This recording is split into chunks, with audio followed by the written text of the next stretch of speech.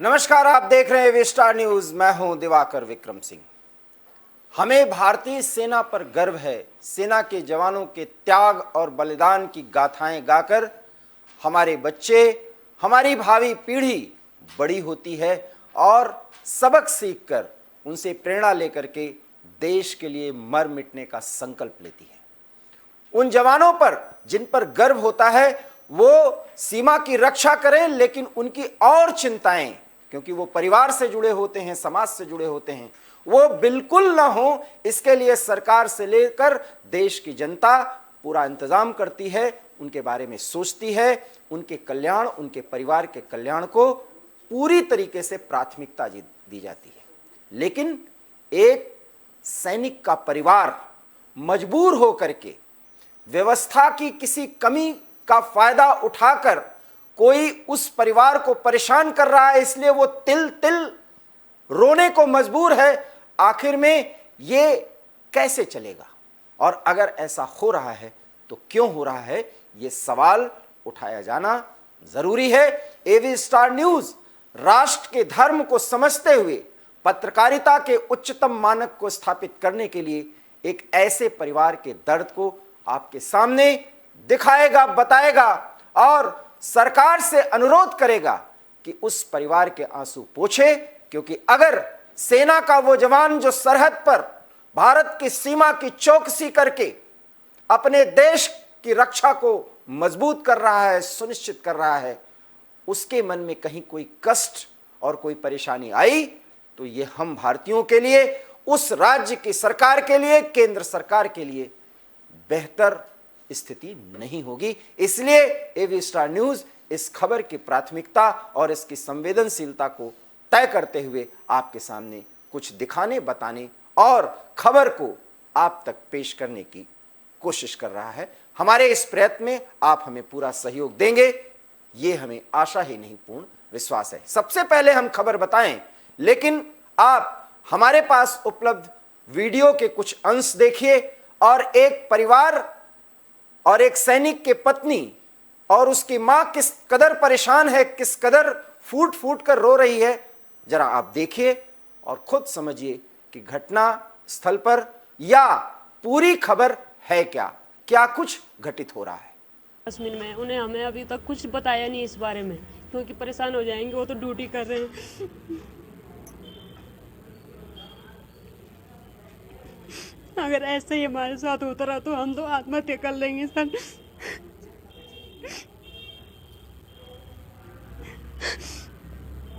उसने हमें इतना परेशान करता है, थाने वाले हमारी मदद नहीं करते। कोई थाने वाले बोलते हैं कि तुम तहसील चले जाओ, तहसील वाले बोलते हैं कि तुम थाने चले जाओ। कितनी चक्कर मारे हम, ये हाथ टूट रखा है इनका, तो उन्होंने अभी तक उस पर मुकदमा दर्ज नहीं किया। क्यों नहीं सुनता हमारी कोई भी? ये तो देखो, मेरे पति तो इनकी रक्षा कर रहे हैं, तभी तो आज ये लोग खड़े हैं यहाँ पे। ये भी तो देखो, हम उनके लिए एक खेत नहीं बचा सकते क्या? अब मेरे ससुर जी पैरालाइज के मरीज, बच्चे हमने ये ला रखे हैं गोदी में, किसके साथ छोड़े हम? घर में भी एक छोटी बच्ची है मेरे ननद की, उसके वो छोड़ रखे हमने उनके साथ। अब भगवान जाने वो देख पाते हैं उसको कि नहीं देख पाते। दूध भी कैसे बनाएंगे उसके लिए? गाय बच्चे हैं हमारे घर में, बहुत सारे काम होते हैं। हम हमेशा ऐसे परेशान नहीं, कब कितना टाइम हो गया, 1 साल हो गया हमें ऐसे परेशान होते होते, कोई नहीं सुनता सर।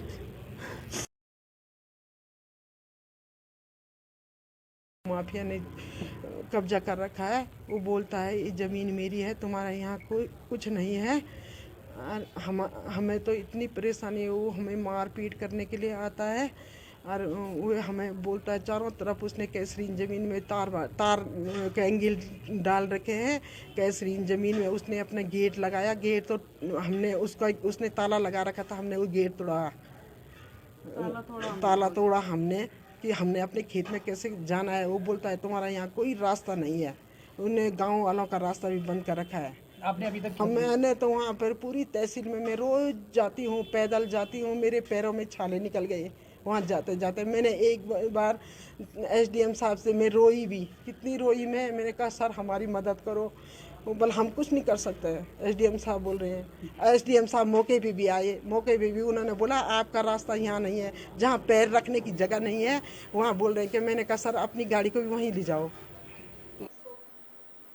आशा रावत जो उस सैनिक की पत्नी है और लक्ष्मी रावत जो उस सैनिक की मां है, दोनों किस कदर रो रही हैं। और अंतिम विकल्प, मजबूरी देखिए कि एक सैनिक, एक वीर जवान की पत्नी जो संकल्प के साथ अपने पति के साथ खड़ी होती है कि अंतिम बूंद तक, खून के अंतिम कतरे तक सीमा के लिए लड़ते रहिए, समाज के लिए लड़ते रहिए, भारतीयों की सुरक्षा को सुनिश्चित करिए।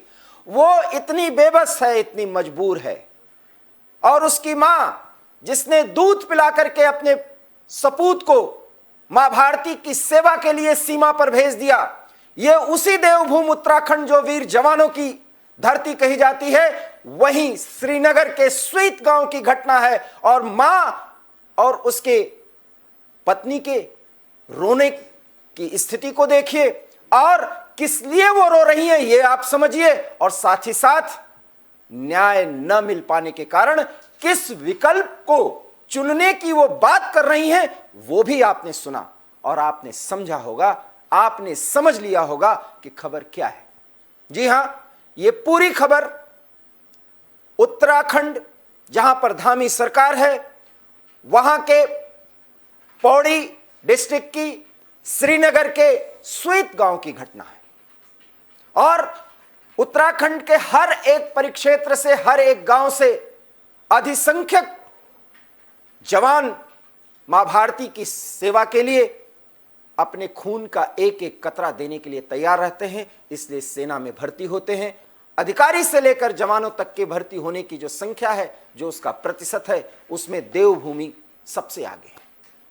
लेकिन सैनिक कल्याण बोर्ड के साथ साथ राज्य सरकार भी यह सुनिश्चित करती है, और खास करके उत्तराखंड में, कि सेना के कल्याण के लिए ढेर सारे प्रयास किए जाएं। अगर उनके संबंध में कोई परेशानियां हैं या उनसे जुड़े कोई मामले हैं तो उसको सुलझाने के लिए आधिकारिक तौर पर राज्य सरकार से निर्देश भी जारी किया जाता है। हर एक जिले के डीएम, एसपी और किसी भी संभाग की कोई घटना हो, कमिश्नर या आप कह सकते हैं कि तहसील तक, एसडीएम और तहसीलदार तक, इन सभी कानूनगो, लेखपाल, इन सबको निर्देशित किया गया होता है प्रशासन के पूरे निर्देशन प्रणाली के तहत कि किसी भी सैनिक परिवार की कोई समस्या हो, जेन्युइन समस्या हो, उसको तत्काल सुलझाया जाए और यह सुनिश्चित किया जाए कि अगर किसी का बेटा, किसी का पति, किसी का भाई सरहद पर सीमा की सुरक्षा कर रहा है तो अपने परिवार और अपने समाज और अपने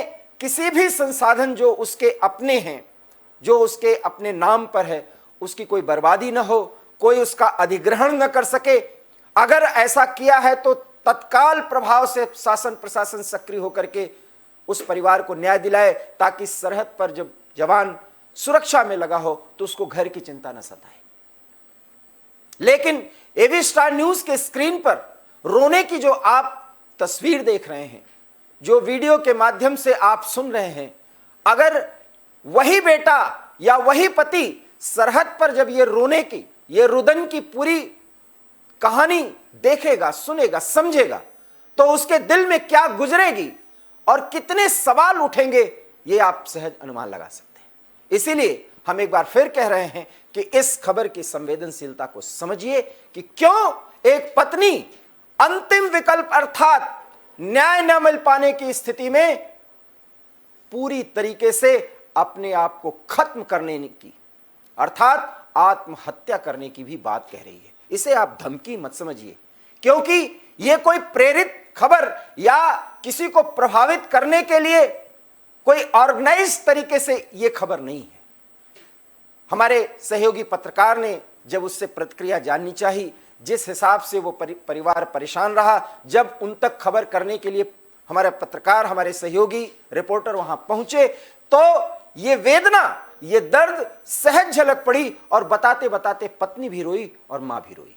और रोने का अंदाज भी कोई बनावटी नहीं था, क्योंकि इस घटना की पूरी जानकारी जिस तरीके से एक भूमाफिया उस सैनिक परिवार के जमीन को कब्जा करके अपने लिए प्रयोग करने की कोशिश कर रहा है, उसकी जमीन पर जो उसकी पुश्तैनी है, अगर उसके मां और उसकी पत्नी को वहां जाने नहीं दिया जा रहा है, तो सेना के परिवार से संबंधित होने के कारण, आत्म स्वाभिमान के कारण वो परिवार उनसे लड़ने को तैयार है और इसके संबंध में वो डीएम पौड़ी के पास भी पहुंचते हैं। हालांकि डीएम पौड़ी ने भी अपने बाइट्स में, अपनी प्रतिक्रिया में हमारे सहयोगी से बात की है, वो हम आपको बाद में बताएंगे। लेकिन सबसे पहले यह जानना जरूरी है कि किस उस भूमाफिया की इतनी बड़ी हिम्मत हो गई कि एक सैन्य परिवार के उसके पुश्तैनी जमीन पर जबरन कब्जा कर रहा है और जब यह खबर सार्वजनिक हो जाती है फिर भी वो कब्जा नहीं छोड़ रहा है। प्रशासन से न्याय फिलहाल नहीं मिला है डीएम के प्रतिक्रिया देने के बावजूद। हालांकि डीएम की प्रतिक्रिया भी हम आपको सुनाएंगे तो आप सहज अनुमान लगाएंगे कि इस पूरे मामले पर डीएम ने किस तरीके से संज्ञान में लेने के बाद प्रतिक्रिया दी है। लेकिन इतना जरूर है कि सेना के परिवार की पत्नी, बच्चा या उसकी मां या उसका पिता, हालांकि इसमें मां और पिता, बच्चे और पिता की कोई भूमिका नहीं है, सिर्फ 2 प्रतिक्रियाएं मिली हैं और उसमें रोने और रो करके अपनी व्यथा को बताने की जो स्थिति दिख रही है उसे आपको समझना ही होगा। और यही हम अपील करते हैं कि धामी सरकार भी इस खबर को संज्ञान में ले। और डीएम पर हम कोई आरोप नहीं लगा रहे हैं, लेकिन पौड़ी के डीएम ने जो कार्रवाई का आश्वासन दिया है उसे और पुख्ता बनाना होगा, क्योंकि हमें अपने सीमा की सुरक्षा को सुनिश्चित करना है और उसके एवज में जो खून का एक एक कतरा देने के लिए हमारा जवान सीमा पर तैनात रहता है, उस देवभूमि को हम सलाम करते हैं जहां से हजारों की संख्या में, लाखों की संख्या में अधिकारी से लेकर के जवान तक सेना में भर्ती होते हैं, रिक्रूट किए जाते हैं और बड़े परीक्षा पास करके शारीरिक और लिखित वो देश की सेवा, मां भारती की सेवा करने के लिए जाते हैं। लेकिन हमारा यह दायित्व है समाज के स्तर पर, उस गांव के प्रधान के स्तर पर, वहां के लोगों के स्तर पर, प्रशासन के स्तर पर और यही नहीं राज्य सरकार के स्तर पर हमारी ये कोशिश है और हमारा ये वादा है कि जब तक उस परिवार को न्याय नहीं मिलेगा और उस भूमाफिया के चंगुल से उसकी जमीन वापस नहीं मिलेगी और वो अपने सम्मान को पा करके खुशी में हमारे सामने वो अपनी प्रतिक्रिया नहीं देगा, तब तक हम इस खबर को और इस मुहिम को आगे बढ़ाते रहेंगे। क्योंकि कब तक रोएगा जवान का परिवार, ये हमारा सवाल समाज से है, उत्तराखंड सरकार से है, पौड़ी के डीएम से है और वहां के स्थानीय एसडीएम से भी है। सिर्फ प्रतिक्रिया देने से बात बनती है क्या? इसलिए हम इसके बार बार आपसे अपील कर रहे हैं कि इस खबर की संवेदनशीलता को समझिए जो एवी स्टार न्यूज प्राथमिकता के आधार पर उठाना चाहता है। एक बार हम फिर सैनिक के मां और सैनिक की पत्नी दोनों के रोने की और उनके व्यथा को व्यक्त करने की भाव को समझाने की कोशिश कर रहे हैं ताकि ये खबर आप पूरी तरह से समझ सकें।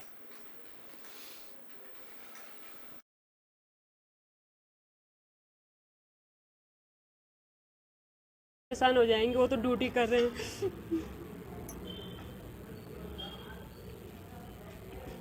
अगर ऐसे ही हमारे साथ होता रहा तो हम तो आत्महत्या कर लेंगे सर।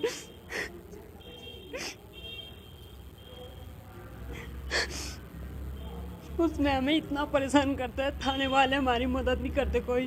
थाने वाले बोलते हैं कि तुम तहसील चले जाओ, तहसील वाले बोलते हैं कि तुम थाने चले जाओ। कितनी चक्कर मारे हम, ये हाथ टूट रखा है इनका, तो उन्होंने अभी तक उस पर मुकदमा दर्ज नहीं किया।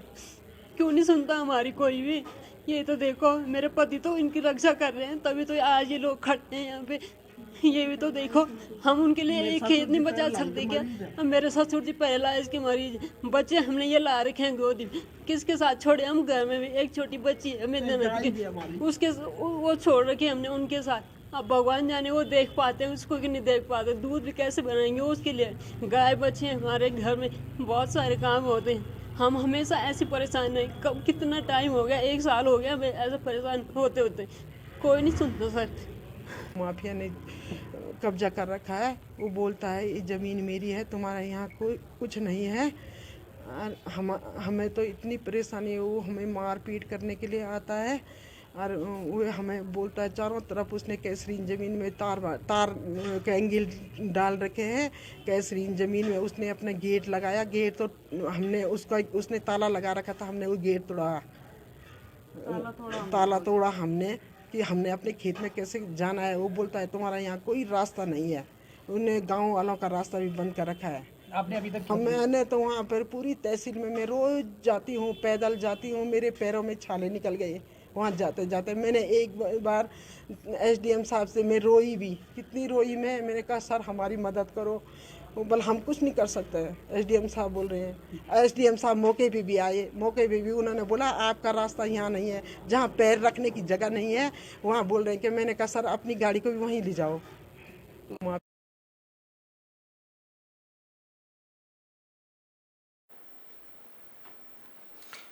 तो आपने सुना कि किस तरीके से ये करुण क्रंदन है उन दो महिलाओं की, जो जिसमें एक पत्नी है एक मां है, और दोनों अपने संरक्षक अर्थात बेटे और पति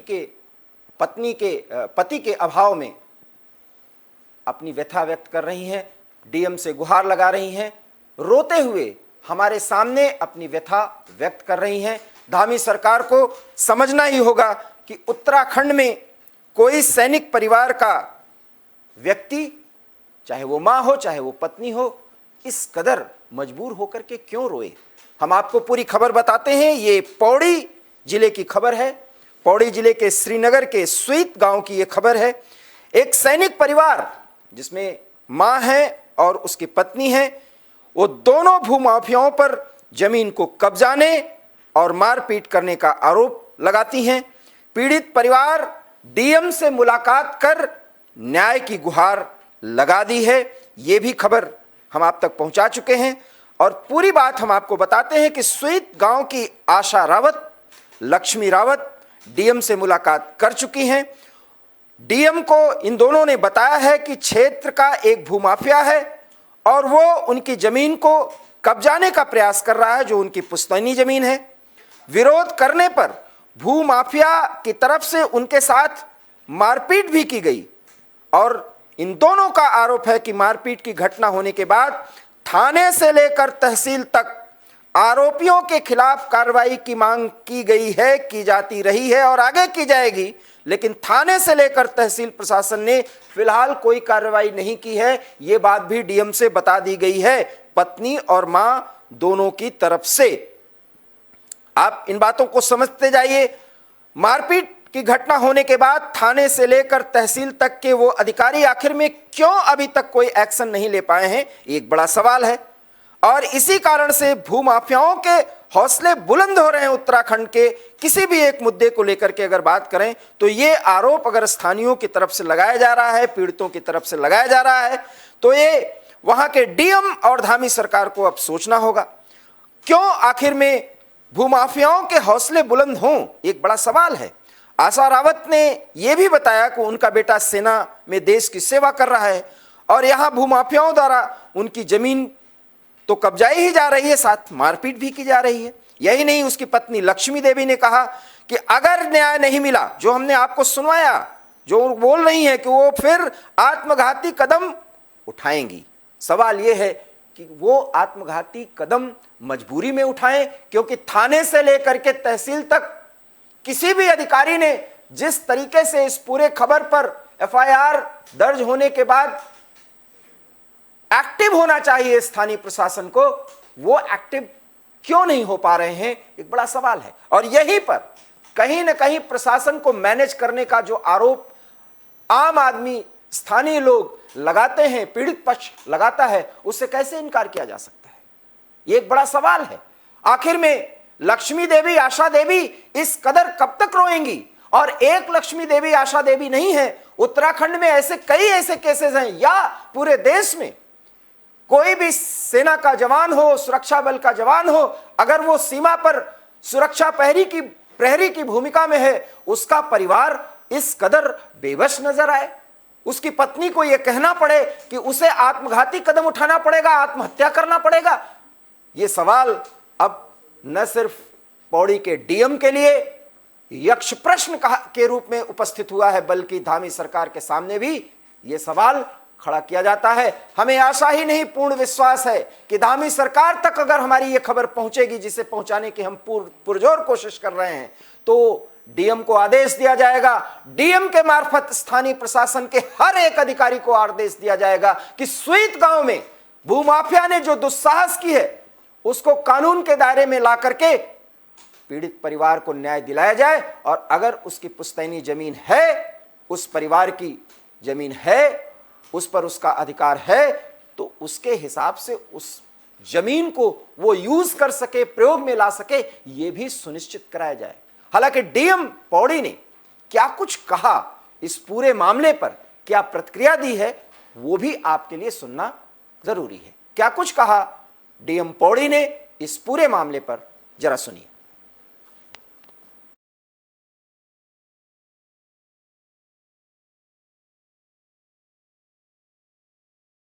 में जो है एक परिवार में 4 भाई थे। 4 भाइयों में से 3 भाइयों ने अपना ज़मीन बेच दिया है।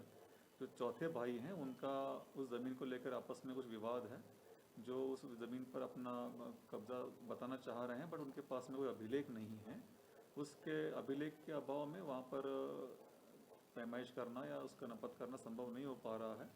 हमने दोनों पक्षों के बीच में एसडीएम को भेजकर, तहसीलदार को भेजकर वहाँ पे पैमाइश करने के लिए उनको बता दिया है कि वो एक बार जांच कर लें। लेकिन जब तक उनका बंटवारा नहीं कर पाएंगे, जब तक उनका सही ढंग से उसको नपत नहीं कर पाएंगे, तब तक कोई निर्णय करना संभव नहीं हो पाएगा। उनको अवगत करा दिया गया है। और जहां मौके पर मारपीट हुआ है उसको देखते हुए संबंधित थानाध्यक्ष को उसमें एफआईआर दर्ज करने के लिए निर्देश दिया जा रहा है, और साथ में ही उसमें नियमानुसार कार्रवाई की जाएगी। दोनों प्रकरणों को अलग अलग तरीके से निस्तारित किया जाएगा। एक फौजदारी वाद है और एक राजस्व वाद है। पौड़ी के डीएम विजय जोगदंडे ने क्या कुछ कहा इस पूरे प्रकरण पर, हमारे कैमरे के सामने वो आपने सुना। आपको बातें भी बिल्कुल सटीक लगी होंगी। उन्होंने पूरे प्रकरण पर एक सरकारी पक्ष के क्या दृष्टिकोण हो सकते हैं, उसी अंदाज में उन्होंने ये पूरी प्रतिक्रिया दी है, अपनी बात कही है। लेकिन सवाल यह है कि पैर में छाले पत्नी और मां के क्यों पड़े, वो रोने को मजबूर क्यों हो, और क्या उनके आरोप में कोई खोट है जो वो कैमरे पर खुलेआम कह रहे हैं कि स्थानीय भूमाफिया उनके जमीन पर उन्हें एंट्री तक नहीं करने दे रहे हैं, जिस पर उनके पुश्तैनी अधिकार हैं। वो कौन होते हैं? हालांकि डीएम के बाइट को सुनने के बाद, डीएम की प्रतिक्रिया को सुनने के बाद आप सहज अनुमान लगा रहे होंगे कि ये तो सरकार या स्थानीय प्रशासन की तरफ से जिस तरह से पूरे मामले को देखा गया है, यही पक्ष होना चाहिए। लेकिन सवाल है कि अगर जमीन का बंटवारा हो गया तो उसमें जिस पक्ष ने उस पर सवाल उठाए हैं, उस पर उस भूमाफिया का अधिकार क्यों होगा, और उस जमीन की पैमाइश क्यों नहीं की जा पा रही है? अगर उसके अभिलेख नहीं प्रस्तुत हैं या वो उपलब्ध नहीं है, तो भी उसका इंतजाम क्यों नहीं किया जा रहा है? और क्यों मीडिया से लेकर के स्थानीय प्रशासन तक हर जगह उस परिवार को संपर्क करना पड़ रहा? यह बड़ा सवाल है। और धामी सरकार के लिए भी ये यक्ष प्रश्न है कि पौड़ी जिले के श्रीनगर के स्वीत गांव में एक परिवार जो सेना के परिवार के सम्मान के साथ स्वीत गांव में जी रहा है, वो फरियाद कर रहा है डीएम के पास, एसपी के पास, एसडीएम के पास, तहसीलदार के पास, लेखपाल के पास, थाना जो संबंधित थाना है स्वीत गांव का, उसके पास। लेकिन सबके कानों में तेल पड़े हुए हैं। सवाल यह है कि डीएम ने अपनी बाइट्स में, अपने प्रतिक्रिया में बहुत सधे हुए अंदाज में बातें तो कह दी, लेकिन फिर कौन वो व्यक्ति है जो उस परिवार की जमीन पर कब्जा किया हुआ है? आखिर में बंटवारा हो जाने के बाद सबकी संपत्ति को उस भूमाफिया ने ले लिया, और जिसका उस पर पूरी तरीके से सवाल है, उसके साथ अन्याय किया जा रहा है। क्या उस सैनिक या उस सेना के जवान को मातृभूमि की रक्षा करने के अपने दायित्व से लौटकर स्वीत गांव पहुंचना होगा और उसे अपनी लड़ाई लड़नी होगी? हम उस दिन का इंतजार करेंगे? सवाल तो यह भी है। डीएम विजय जोगदंडे जी को यह समझना होगा कि सिर्फ इन बयानों के जरिए उस परिवार के आंसू नहीं पोंछे जा सकते। उस पूरे मामले में अगर त्वरित कार्रवाई हो, एफआईआर के जरिए उस भूमाफिया ने जो जरूरत की है, जो अनाधिकार प्रयोग किया है, जिस बल का, जिसका वो अधिकारी ही नहीं है, जिस ताकत का एहसास करा करके एक पुश्तैनी जमीन पर वो कब्जा करने की हिमाकत कर सका है, आखिर में उसे दंडित क्यों नहीं किया गया? उसे थाना इंचार्ज ने अब तक गिरफ्तार क्यों नहीं किया? उस पर कोई कार्रवाई क्यों नहीं की गई? उस पूरे जमीन की पैमाइश क्यों नहीं कराई गई? और अगर पैमाइश कराए जाने की कोई समय सीमा निर्धारित की गई तो डीएम साहब ने इसको प्रतिक्रिया जब दे रहे थे वो हमारे सहयोगी को, तो उन्होंने क्यों नहीं बताया? हर एक काम में स्थानीय स्तर पर प्रशासनिक हिला हवाली का इससे बेहतर उदाहरण और कोई हो नहीं सकता।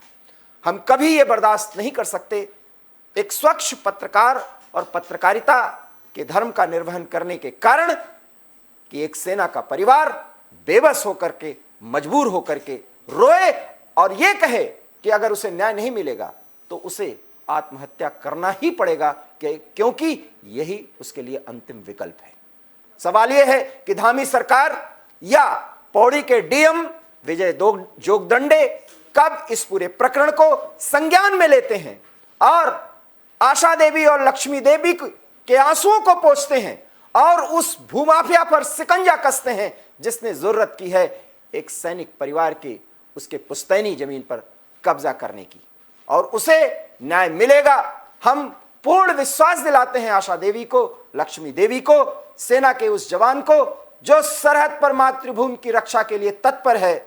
उसे सुईत गांव नहीं आना होगा, उसे अपने परिवार की चिंता नहीं करनी होगी, क्योंकि एवी स्टार न्यूज सुईत गांव के इस सैनिक परिवार के साथ खड़ा है और उसके न्याय को सुनिश्चित कराने तक हम अपना मुहिम जारी रखेंगे, ये हम आपसे वादा करते हैं। और तब तक हम इस पूरे खबर को फॉलोअप के तौर पर लेते रहेंगे और आपके सामने प्रस्तुत करते रहेंगे, ताकि समाज में सेना और सेना के किसी परिवार के साथ अगर इस तरह की कोई घटना हो रही है तो उससे सजग होइए और हम तक वो खबर जरूर पहुंचाइए। हम अपना राष्ट्र धर्म निभाएंगे और उस खबर को प्राथमिकता के आधार पर प्रस्तुत कर सरकार और स्थानीय प्रशासन को जगाने का काम करेंगे।